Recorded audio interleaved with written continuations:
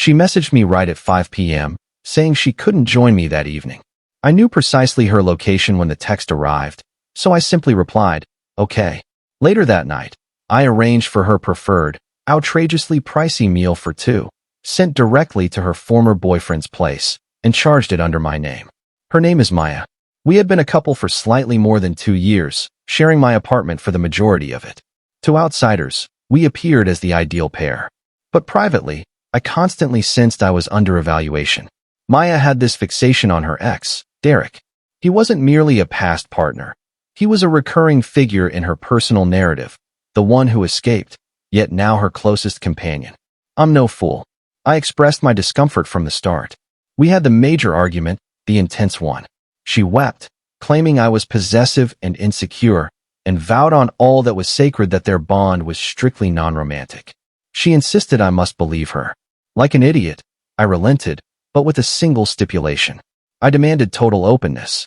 No hidden conversations, no accidental encounters excuses. She consented. For some time, it appeared effective. He remained a faint presence. But over the recent months, that presence grew much more tangible. She'd be glued to her device, grinning at a message, and when I'd inquire about the sender, she'd respond, "Only my mother," a bit too hastily. She began experiencing sudden crises that forced her to bail on our arrangements abruptly. A pal's vehicle malfunctioned. A colleague required assistance with an assignment. The justifications were always plausible enough to make me seem unreasonable for questioning them. The ultimate blow to my confidence occurred roughly a month prior. We share a family plan for our mobiles, established for the service package. I was online settling the invoice, and I spotted a feature to handle tracking options for the gadgets on the plan. Impulsively, I activated position sharing for her device, just to check. I convinced myself it was for urgent situations, but inwardly I recognized I was hunting for deception. I didn't search long. The following week, she claimed she was attending a late evening yoga session. I verified the position. She was at a wine lounge across the city. The subsequent occasion, she was enjoying a ladies' evening at her buddy Sarah's residence. The tiny marker on the map indicated she was in an area 10 miles from Sarah's, in a residential building where I knew Derek resided. I remained silent. I observed, gathered the information, and experienced a frigid, firm tension building in my gut. She wasn't simply deceiving. She was doing it seamlessly. I was merely the person who covered the expenses and maintained her comfortable existence while she experimented with her previous one. The previous evening marked our milestone. Not the day we first encountered, but the day we began cohabiting. I had secured a table weeks earlier at an upscale Japanese eatery, the type you reserve far in advance. It was her top choice. She had mentioned it repeatedly that week. At 5 p.m., as I prepared to depart from my job, my phone vibrated. It was her. "Hey, really apologize. My supervisor just assigned a massive task to me. I'll be trapped at work the whole night. Can't attend tonight? We'll mark it this weekend, I assure you." I launched the tracking application. The small blue indicator showing her was not at her workplace. It was positioned exactly over Derek's residence, and it had stayed there since she departed for her job that morning. The falsehood was so obvious, so insulting, that I didn't even get mad. I just felt a deep, icy certainty. This was the conclusion, the finish, but it wouldn't involve yelling. It would be subdued, exact, and memorable. I responded with a single word. Okay. I returned to my vacant apartment. I lounged on the sofa for an extended period, simply reflecting. I considered the 2 years I had committed, the faith I had extended, the tomorrow I believed we were constructing, and I pondered how to conclude it. I could have simply gathered her belongings and placed them outside, but that fell short. She required revelation. She needed to be discovered in the moment, not by me, but through her own decisions. I grabbed my phone and accessed the meal delivery service. I located the Japanese eatery, the one we planned to visit. I requested their priciest tasting menu for two. It included top-shelf rice wine. The amount was exorbitant, easily exceeding $300. I entered the shipping address, Derek's residence. I had the precise location and unit from my discreet investigation. Then, in the delivery notes, I included a message, "Ensure the receiver knows this is from Ben. It's for our special day." I listed my name, Ben, on the purchase and settled it with our shared payment card, the one I knew she received alerts for. I leaned back and anticipated. I pictured the scenario. The bell chimes. She answers, assuming it's Derek's food order. Instead, she encounters a courier with a massive, ornate package of the finest Japanese cuisine in town. She's puzzled. Then the courier announces the name from the package. My name. The expression on her face upon comprehending what I had executed, that I was aware of her whereabouts, that I had just funded her and her former lover's intimate milestone meal. That was the payback. It wasn't noisy. It was a silent, accurately targeted strike that would shatter her whole existence. Around 45 minutes afterward, my phone began to erupt. Initially, an alert from the card application verifying the transaction. Then the calls commenced. First from her. I disregarded it. Then from an unfamiliar number. I ignored that as well. Then a message from her. How dare you? I didn't respond. Another message. You're insane. Are you following me? I still didn't answer. Then the ultimate, frantic series. We must discuss. Please pick up. It's not as it appears. I simply powered off my phone. I knew she'd return home soon. The peaceful apartment, once a representation of our shared life, now seemed like a stronghold. My stronghold. And she was on the verge of learning she was no longer permitted within. She arrived near 11 p.m. I observed via my entrance camera as she struggled with her key, her fingers trembling. She must have anticipated what awaited. The door swung open and she positioned herself there, gazing at me on the sofa. We must converse, she stated. No, we don't, I replied steadily. I believe the Japanese meal conveyed all that was necessary. You had no authority, she yelled. You humiliated me before Derek. He believes you're a deranged, envious beast. Does he? I questioned. Or does he at last understand that the lady he's involved with has a cohabiting partner who just purchased their supper? I'm certain that was a fascinating dialogue for you both. Her expression collapsed. The fury was merely a facade for her fear. It was an error, she sobbed, the weeping beginning. I was mixed up. Derek and I share a past. I intended to inform you. No, you didn't, I stated, rising. You planned to continue fabricating, maintain your dual existence, and persist in utilizing my residence and my funds as your backup. That's finished. Your items are in the extra space. They're not boxed. I'm not handling that for you. You have until midday tomorrow to remove every single possession of yours from this apartment. If it's still present at 12:01, it's heading to the trash. She merely gaped at me, her jaw slack. You can't simply evict me. I reside here. No, you don't, I declared. Your name isn't on the rental agreement. You've been a visitor here for 2 years, and you've definitely exceeded your invitation.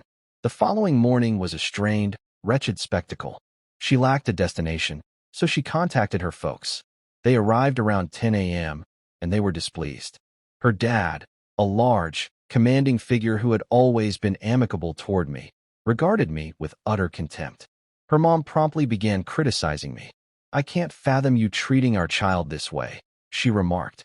After all she's contributed to you, transforming this barren space into a residence. I simply stared at her. With due deference, your child has been misleading me and betraying me with her previous partner for months.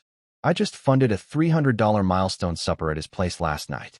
You ought to be more worried about her decisions than my response to them. That silenced them briefly. They evidently hadn't received the complete account from Maya, just the addition where I was the antagonist. They assisted her in packing amid a strained, resentful quiet. As they loaded the final container into their vehicle, Maya's dad approached me. You'll rue this, boy, he uttered. She's the greatest thing that ever occurred to you. I merely shook my head. No, sir, eliminating her is. Once they departed, the initial action I took was reviewing every profile I possessed. I terminated our shared payment card. I deleted her as a permitted user on my others. I altered every code to every profile we had ever co-owned. Then I visited the financial institution and emptied our combined savings profile, which was primarily my funds regardless, and transferred it to a fresh, personal profile.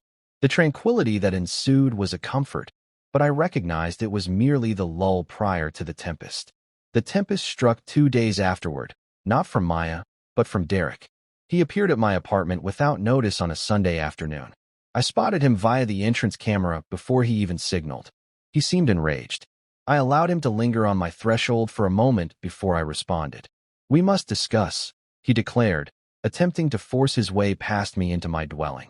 I obstructed the entrance. No, we don't. You and I have no matters to address, I informed him. You destroyed my existence, dude, he stated, his tone quivering with rage. You consider that amusing? Dispatching that meal? Do you comprehend what you've caused? I possess a fairly accurate notion of what Maya did, I retorted. And it appears you participated. That's not my issue. Not your issue. He sneered. I have a partner. A committed, cohabiting partner of 3 years. Her name is Jessica. And imagine, she was at my place when your small milestone present arrived. She viewed the message. She witnessed all. I'll confess, I hadn't anticipated that. I assumed Derek was just an unattached man fooling around. The notion that he was in his own enduring partnership rendered Maya's behavior even more reprehensible. So you're both betrayers, I remarked. Once more, seems like your concern. This is your responsibility, he maintained, becoming more upset. Maya informed me you two were essentially finished. That you were merely housemates and she was relocating. She said you were a domineering fool. If you hadn't sent that meal, I could have managed it. But you exposed me. Jessica abandoned me. She removed everything. So yes, this is your concern now. He advanced a step. You're going to resolve this.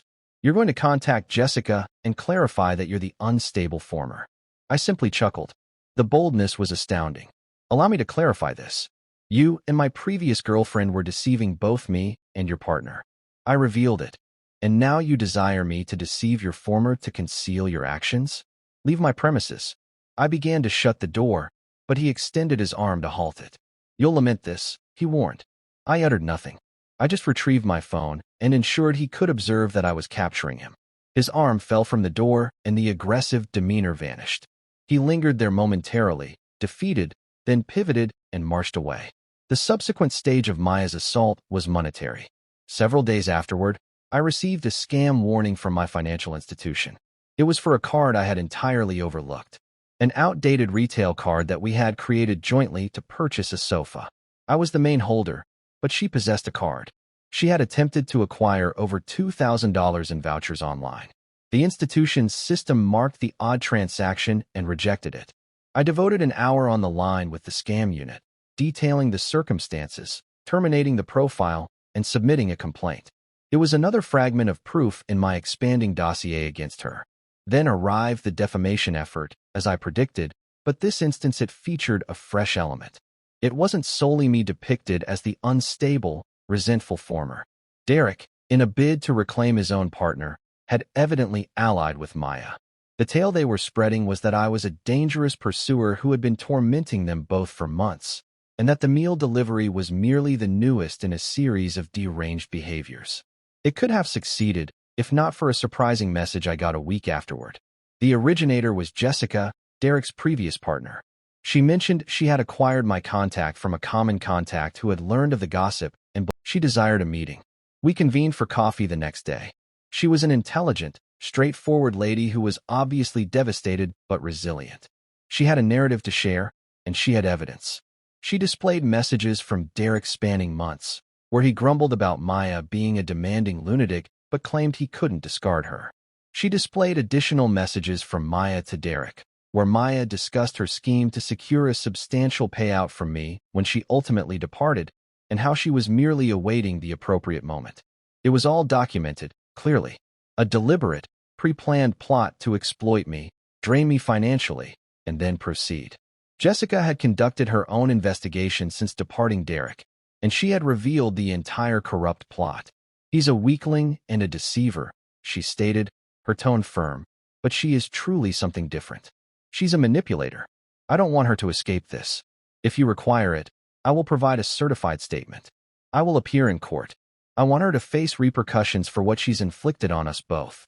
Equipped with this fresh arsenal, I was prepared for Maya's ultimate action.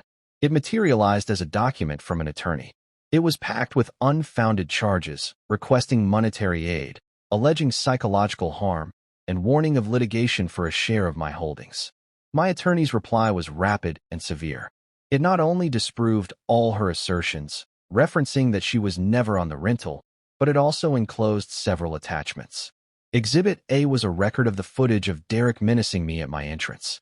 Exhibit B was the institution's account of her tried payment card scam, and Exhibit C was a certified, authenticated statement from Jessica, inclusive of the most incriminating messages from Maya, detailing her scheme to blackmail me. The document ended by declaring that if Maya did not promptly withdraw all her demands and halt all interaction, my client would initiate a comprehensive legal action for intimidation, slander, and plot to perpetrate scam, and that we would pursue complete judicial expenses. We never received word from her attorney again. It's been half a year now. The quiet from Maya and her relatives has been total. I learned via rumors that her parents are compelling her to reimburse every penny she ever withdrew from our shared profiles. Derek's existence is chaotic. Jessica, faithful to her promise, never returned to him, and the account of his and Maya's liaison rendered him an outcast in their community. Last I learned, Maya is residing in a small unit on the roughest part of the city, holding a temporary position and overwhelmed by obligations. She didn't merely forfeit a partner. She forfeited the easy existence she assumed was guaranteed, and she was revealed as the exploiter and deceiver she genuinely is.